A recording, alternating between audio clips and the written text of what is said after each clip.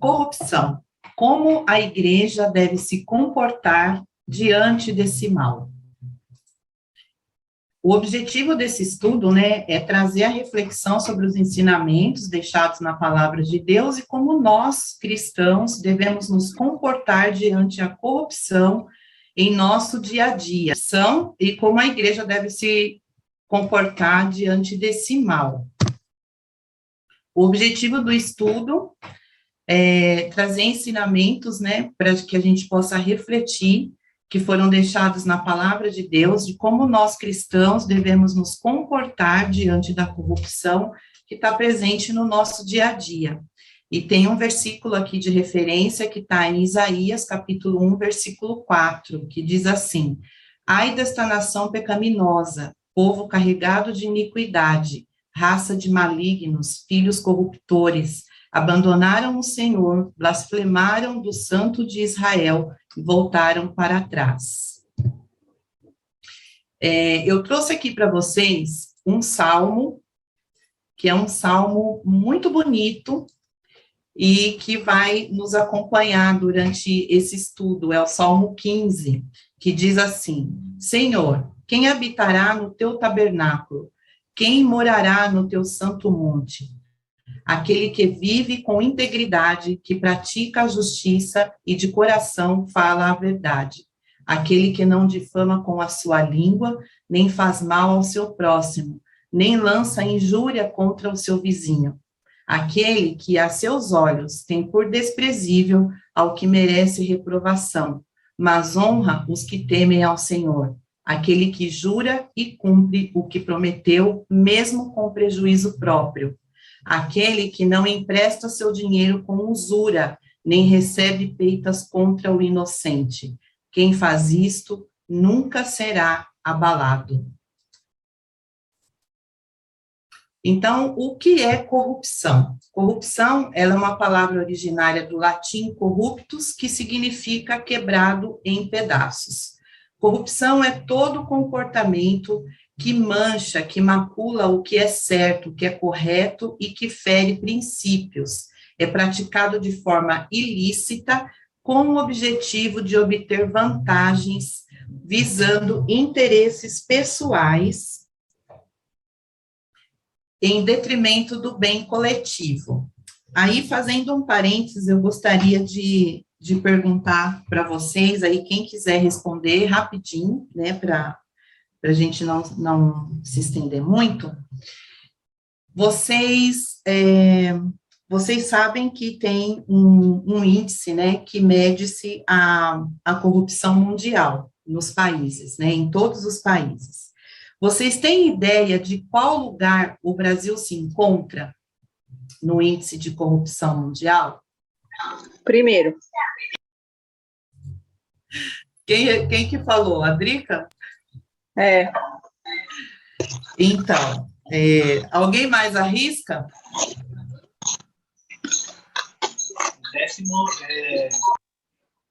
Eu acompanho, então eu tenho a resposta. O Brasil está longe, está longe de ser. O Brasil está longe, gente. Assim, não é o primeiro, a gente tem, aqui no Brasil, nós associamos a corrupção geralmente à questão política, e a corrupção, ela não é só questão política e financeira, ok? Existem outras questões, inclusive comportamentais, que leva o ser humano a ser um ser humano corrupto. E, assim, são comportamentos do nosso dia a dia, tá? E que nos faz tão corruptos quanto o político que desvia, rouba, e faz coisas indevidas enquanto ocupa lá o seu cargo político, ok? O Brasil, ele está em 94º lugar, 94º lugar no índice de corrupção, que é o IPC. A Venezuela está em 15º, nosso vizinho. A Síria está em 14º, o Iêmen e a Somália estão em 12º. Agora, os países, assim, que têm um índice baixíssimo de corrupção, É a Dinamarca e a Nova Zelândia, que ocupa o 88º lugar, a Finlândia com o 85º, seguido de Singapura e Suécia, né? Singapura, gente. Singapura quase não tem corrupção e a gente está aqui, né? Então, isso foi só a título de curiosidade, mas é interessante os irmãos procurar acompanhar, né? Até para a gente entender que existem países em situações bem mais complicadas do que o nosso, tá? É só jogar lá no Google, né, índice de corrupção mundial entre os países, aparece lá o link, e ali tem um relatório completo, com mais de 30 páginas, que a gente consegue acompanhar, e é um estudo que é feito anual, tá bom? E quais são os tipos de corrupção encontrados na Bíblia, né? A primeira é a corrupção física. Então, nos textos de Salmo, versículo 10, Atos, capítulo 13, do 36 ao 37, 1 Coríntios 15, 42 e 50, 2 Coríntios 4 e 16, o sentido da palavra corrupção, na questão de corrupção física, ele se refere à própria vida, né, a nossa vida física, o nosso envelhecimento, a nossa morte, consequentemente, a decomposição do nosso corpo. A segunda corrupção é a cerimonial, que está lá em Levíticos 22, verso 25, que se refere ao defeito físico em animais que eram oferecidos em sacrifício, né? Então, não poderia, para se oferecer animal em sacrifício ao Senhor, o animal ele não poderia ter nenhum defeito físico, ele tinha que ser um animal perfeito. E a outra corrupção é a moral e espiritual, que está em Deuteronômio, no capítulo 9, verso 12, Efésios, capítulo 4, 22, 2 a Pedro, capítulo 1, versículo 4, Gálatas, capítulo 6, versículo 8, que se refere ao pecado, à desobediência, à apostasia espiritual e das consequências dessas práticas, né? Então, são dois tipos de corrupção que é mencionado, que é a corrupção ativa, que é o ato de praticar a corrupção, quando nós praticamos esse ato, e a corrupção passiva, quando nós nos permitirmos ser corrompidos.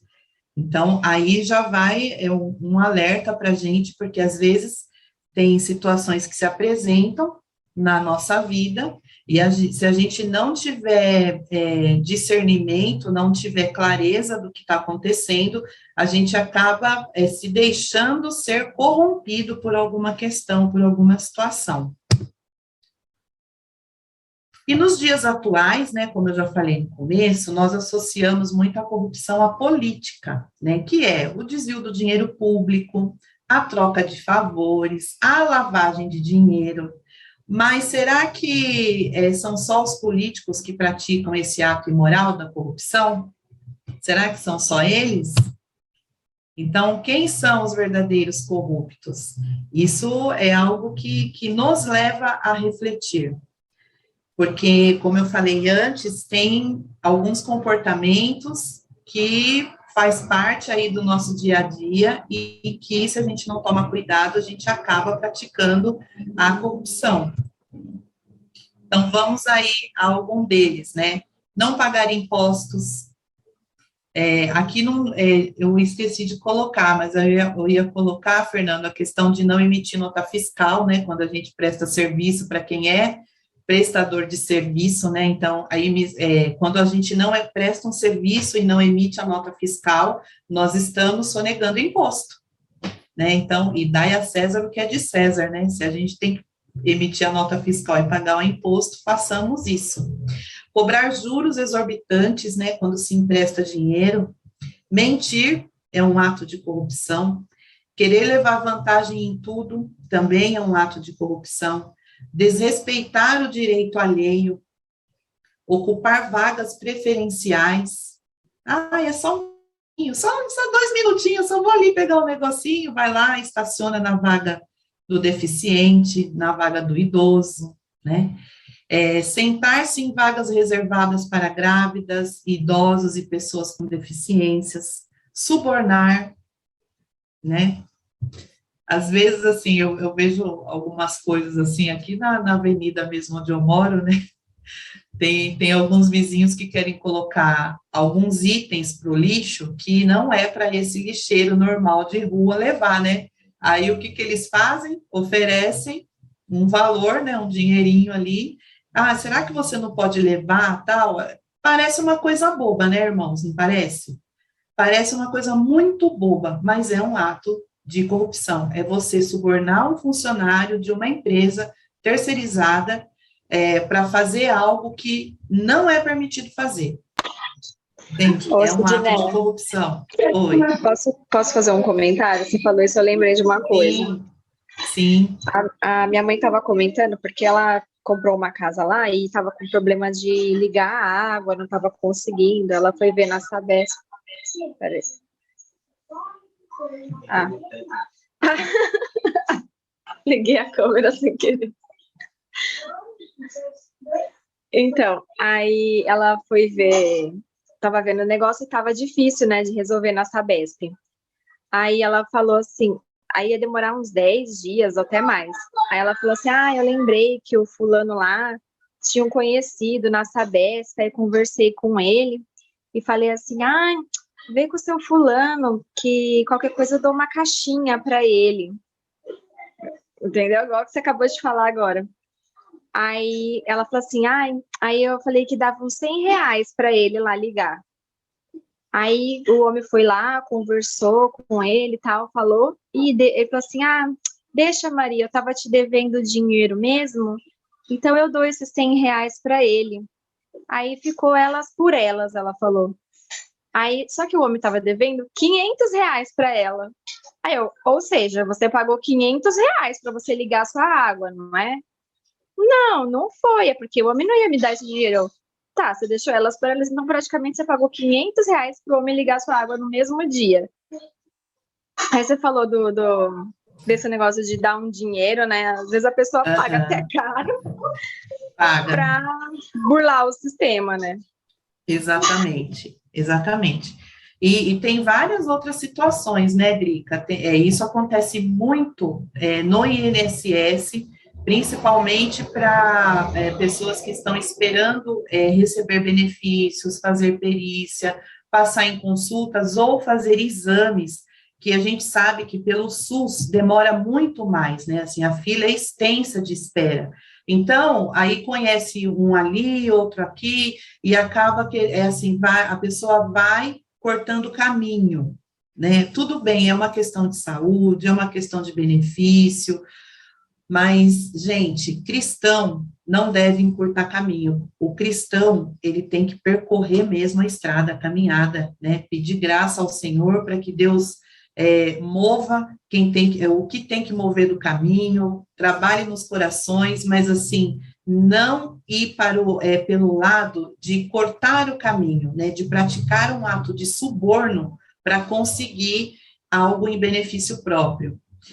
Outra questão, dar ou receber troco errado, também é uma questão de corrupção. Utilizar produtos pirateados, CD, DVD, né? Puxar um gato ali da TV de assinatura do vizinho, tudo isso, irmãos, é corrupção.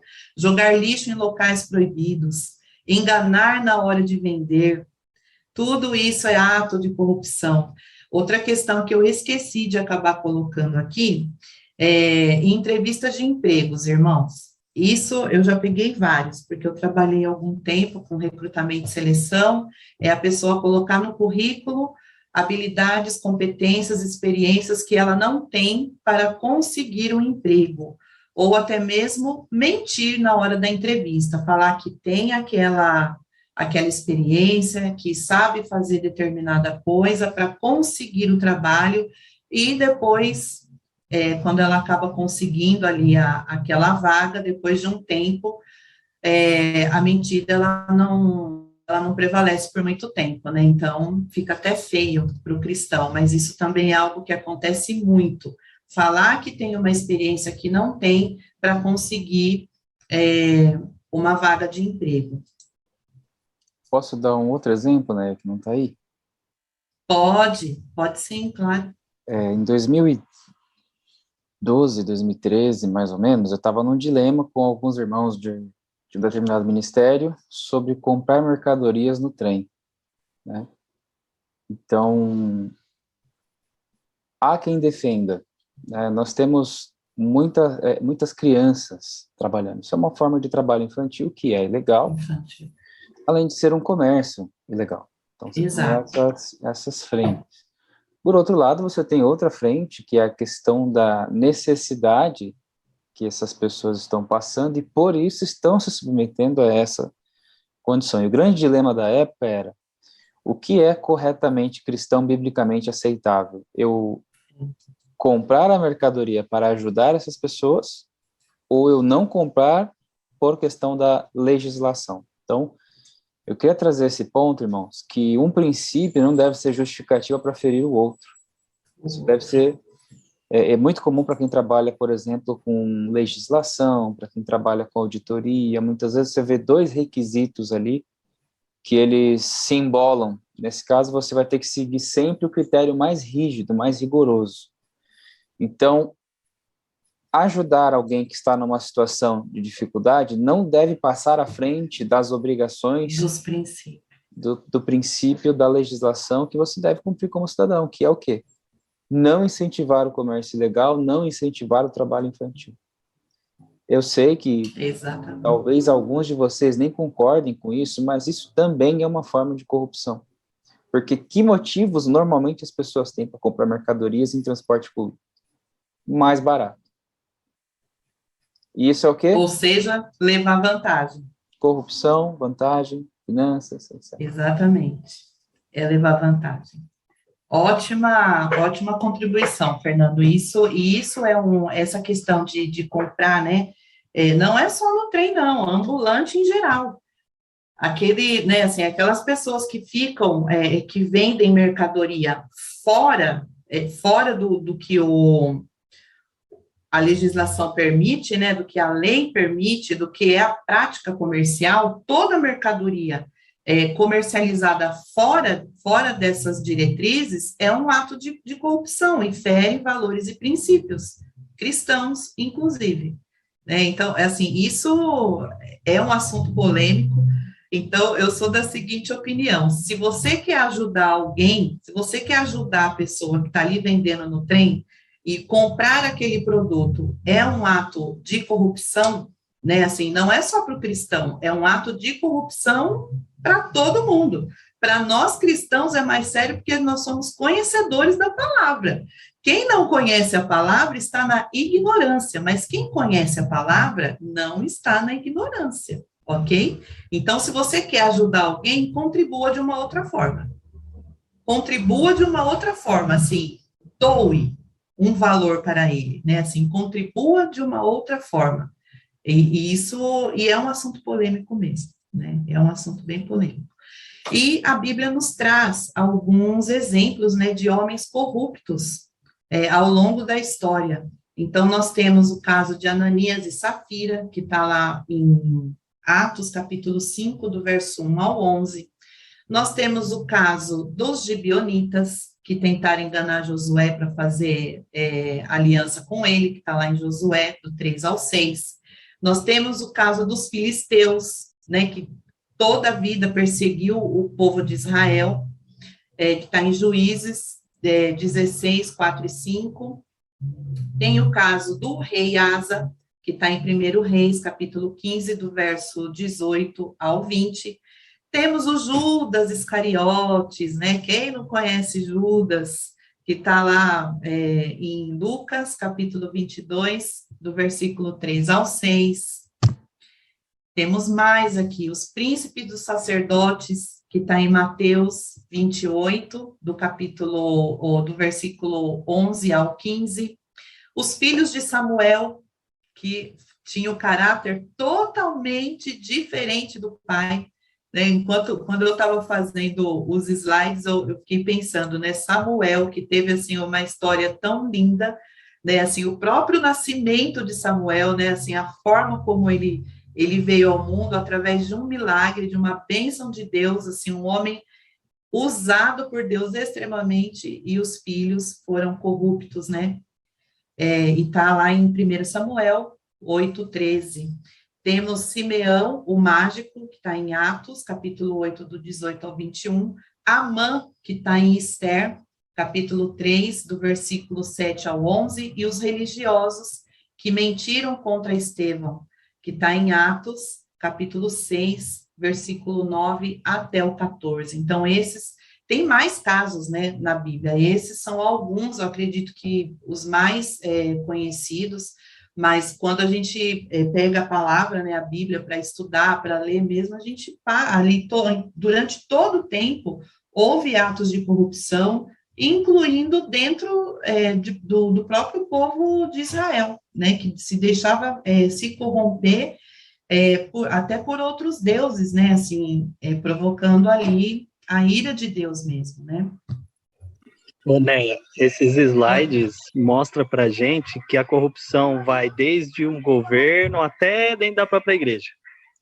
Então, está em Exatamente. todos os âmbitos. Todos os âmbitos. É que a forma como a corrupção ela vem sendo tratada,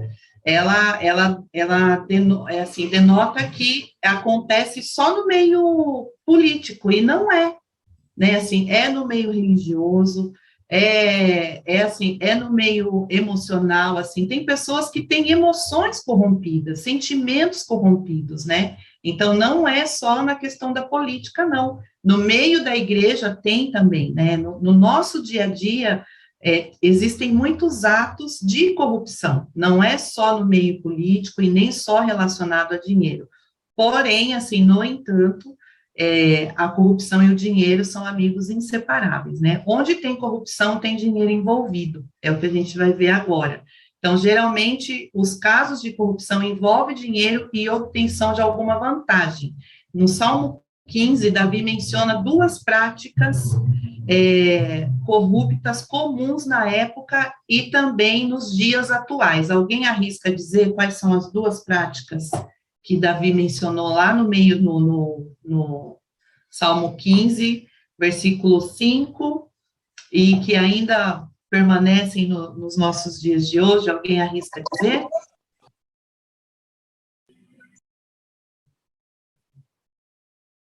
Então, vamos lá. É o empréstimo e a usura. Propina. Verso 5, suborno também. Sim, não está subindo aqui, né, para variar. Cobrança de juros, tá? Que é quando a gente empresta o dinheiro a juros exorbitantes, né? E o recebimento de suborno, ok? E isso os profetas, eles já pregavam, né, assim, essas duas práticas já foram pregadas lá em Isaías, Ezequiel e Amós. E práticas também reprovadas já na lei de Moisés, que é emprestar o dinheiro a juros, já lá na lei já não podia. Deus já condenava isso lá atrás, entre os hebreus, né, lá entre o povo, os israelitas, não era permitido emprestar dinheiro a juro. E o suborno também já não era permitido, né, e todas as referências estão aí, Êxodo, Levítico, Deuteronômio, segunda Crônicas. E longe dos filhos de Deus há corrupção. Então, nós temos que examinar à luz das escrituras a questão da corrupção. E por quê? É uma prática do homem ímpio, com a mente vencida pelo pecado e pelo engano. Então, para quem já venceu o pecado, para quem conhece a palavra, assim, nós sabemos que nós temos uma natureza pecadora, né, nós somos pessoas caídas, né, assim, nós vivemos, o Senhor Jesus teve misericórdia de nós, e fez uma nova aliança conosco, junto com Deus Criador. Então, nós conhecemos a luz da verdade, nós conhecemos a palavra, e nós devemos nos apartar dessa prática. É uma característica do mundo ao qual não pertencemos mais. Então, é algo que nós precisamos ter na nossa mente, que aqui nós estamos de passagem. Nós estamos como se fosse num estágio para que a gente se aperfeiçoe, para podermos ir morar na glória junto com Deus e Jesus Cristo. Então, tudo que se diz respeito a este mundo, nós não devemos nos deixar contaminar por isso. Não é porque a maioria das pessoas estão fazendo, estão praticando, que nós, que conhecemos a palavra, devemos ter a mesma prática. Nós somos santos. Lembra, o santo, com letra minúscula, quer dizer separados, né, para ser diferente. Nós estamos num caminho de santidade. Então, nós não devemos ter a mesma prática do mundo. Os santos de Deus não praticam em quaisquer circunstâncias atos dessa natureza. E Deus condena tais práticas, né? Então, todas as referências bíblicas estão aí. E isso não veio com o Novo Testamento, isso vem lá do Velho. A gente acredito que tem até mais referência no Velho Testamento referente à corrupção do que no Novo Testamento. Depois o Fernando e o Felipe podem confirmar isso também. Né, eu posso fazer um comentário sobre essa parte? Pode, claro. Assim, eu acho essa parte muito síndrome de cachorro. Quem já teve cachorro ou tem animal em casa conhece. Quando o cachorro vê a primeira vez, ele estranha. Quando ele vê a segunda, ele ainda olha torto. A terceira, ele vem pedir carinho. E a gente da igreja, cristãos, tipo, tentando ser corretos, a gente muitas vezes cai nessa síndrome. A gente acha que vai tendo as coisas e acaba se transformando no normal. Exatamente. E isso é o nosso maior problema. A gente esquece de continuar com o primeiro olhar, assim, de, tipo, não aceitar, não só ir, tipo, se incomodando e depois convivendo como se nada tivesse acontecendo. Então, tipo, é uma das coisas que mais acontece no nosso dia a dia, principalmente para jovem. É verdade, Alan, é verdade, assim, ótima contribuição. E é aquela questão, o santo de Deus, né, assim, nós que somos santos de Deus, nós somos chamados para ser diferente, assim, a gente tem que andar na contramão do mundo, porque se fosse para andar junto com o mundo, assim, fazer o que o mundo faz, podemos dizer que o sacrifício da cruz foi em vão, né? O sacrifício da cruz foi em vão. Porque se é para continuar, assim, se é para fazer o que o mundo pratica, o que o mundo faz, agir da forma que o mundo age, pensar da forma que o mundo pensa, né, e levar a vida dentro dos conceitos que o mundo coloca, que a sociedade coloca, então o sacrifício da cruz foi em vão. E nós fomos chamados para sermos diferentes. Oi, João, você quer falar? Pode abrir o microfone e falar. É uma pergunta. Eu vi nos slides que tinha falando sobre o rei Asa, né? E eu li recentemente sobre a história dele. E eu achei, tipo assim, achei meio interessante, ao mesmo tempo fiquei meio em dúvida, porque fala que Asa, tipo, a maioria dos reis fez besteira, né? E meio que seguiu os ídolos, mas fala que Asa, ele andou como Davi, ele expulsou os ídolos, né? Alguns ídolos. E o coração dele foi totalmente dedicado ao Senhor, embora os altares não tenham sido totalmente eliminados, né? Os altares idólatras. Aí eu sei também que depois ele não confia no Senhor, né? Quando a Síria ataca, e aí ele meio que junta a prata e o ouro que tinha no templo e dá pro rei da Síria. Aí eu queria saber mais ou menos onde que a corrupção entra. É o ato tipo de assim, corrupção. Ele comprou o rei da Síria, entendeu? Ah, sim, sim. Ele Mas será que o fato, por Síria. exemplo, dele ser omisso também, quanto a retirar todos os altares, também encaixa isso, sim? Posso explicar, né? Essa história está bem fresca Pode. na minha mente. O rei Asa, bem colocado, ele foi um dos poucos reis do Reino do Sul que deu seguimento na ideia de Davi, né? Como um bom rei. Então ele remove os altares das montanhas, dos ídolos, ele restaura o culto ao Senhor, ele faz umas práticas muito boas. Porém, acho que no 30º alguma coisa ano do reinado dele, ele começa a observar as vizinhanças e vê a Síria crescendo cada vez mais. Então, o que ele faz? Uma aliança com o rei da Síria, e para obter essa aliança, ele compra o rei da Síria com tesouros da casa de Deus. Então, esse foi talvez o maior deslize que ele comete aí no reinado dele. Que é exatamente esse ato de corrupção que deve ser mencionado. Ele faz um toma lá da cá, com uma negociação. Obrigada, meninos. Obrigada por contribuir. Então, vamos lá. E o que garante uma vida na eternidade com Deus? Alguém arrisca dizer? O que é que nos garante uma vida na eternidade com Deus?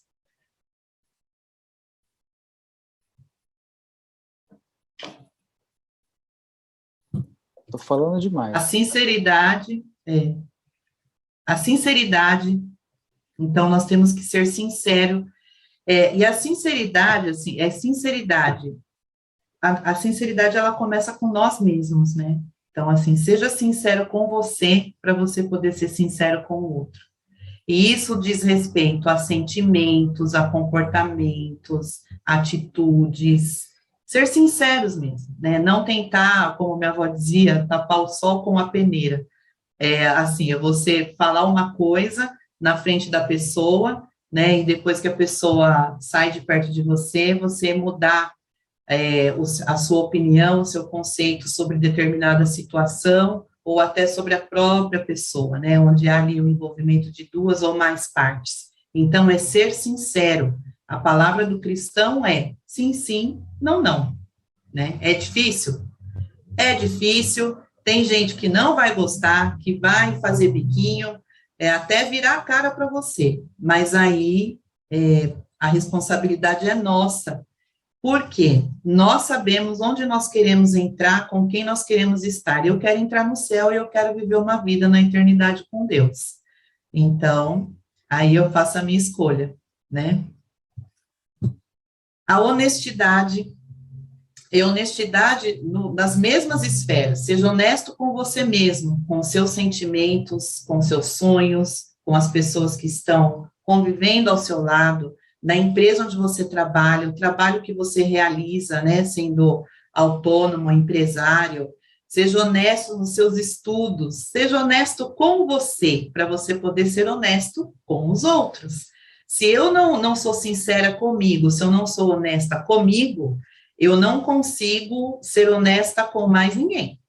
Eu só consigo praticar sinceridade e honestidade com outra pessoa, com aqueles que estão ao meu lado, ao meu redor, quando eu pratico primeiro comigo mesmo. Por isso que um dos mandamentos é amar o próximo como a ti mesmo. Então, eu preciso me amar para eu poder amar o meu próximo. Se eu não me amo, eu não consigo amar o meu próximo. Se eu não sou sincera comigo, eu não consigo ser sincera com o meu próximo. Se eu não sou honesta comigo, eu também não consigo ser honesto com o meu próximo. Aí a terceira é pureza nas ações. A pureza nas ações vem a pureza de dentro do nosso coração. Da mesma forma que a nossa boca fala daquilo que o nosso coração está cheio, os nossos atos refletem aquilo que nós temos em nosso coração. Então, eu preciso praticar, né, assim, as primícias das minhas ações, assim, o melhor, eu pratico primeiro comigo. Aí, sim, eu consigo praticar para as pessoas que estão próximas a mim, convivendo comigo, no meu trabalho, na minha escola, na igreja, e por aí vai. E essas referências estão em Salmo, né, no Salmo 15, no Salmo 24, do 3 ao 6, e em Isaías, do 33, do 15 ao 17. E andando na integridade até a eternidade. No Salmo 15, no versículo 1, a pergunta ela é feita diretamente para o Senhor, né? E a resposta está no verso 2. Começa, né, no verso 2. Então, quem é que deseja, né, ser um cidadão do céu? Ele deve, primeiramente, ser um cidadão exemplar aqui na terra. Ele tem que viver em retidão, cumprir com os deveres políticos, civis e sociais, né? Como obedecer às autoridades, pagar corretamente seus impostos, como tem referência lá em Mateus e em Romanos também, respeitar as leis e jamais se entregar às práticas da mentira do suborno e do famoso jeitinho brasileiro. É dolorido a gente ouvir uma coisa dessa, mas assim, tem muito cristão que adora um jeitinho brasileiro. Adora furar fila, né, assim, subir 2, 3 degraus, assim, pular, né, 2, 3 degraus para chegar mais rápido. Isso é muito complicado. O famoso jeitinho brasileiro, ele não acontece só no meio social e não é só na política, tá? Em igrejas também acontece o famoso jeitinho brasileiro, e nós temos que ser vigilantes constantemente contra esse jeitinho. E a reflexão que esse estudo deixa, né, assim, você já se deparou com alguma situação de corrupção em sua vida pessoal? Se puder, compartilhe com seus colegas. É possível haver corrupção na igreja? Se sim, de que forma? Como o cristão pode contribuir para combater a corrupção?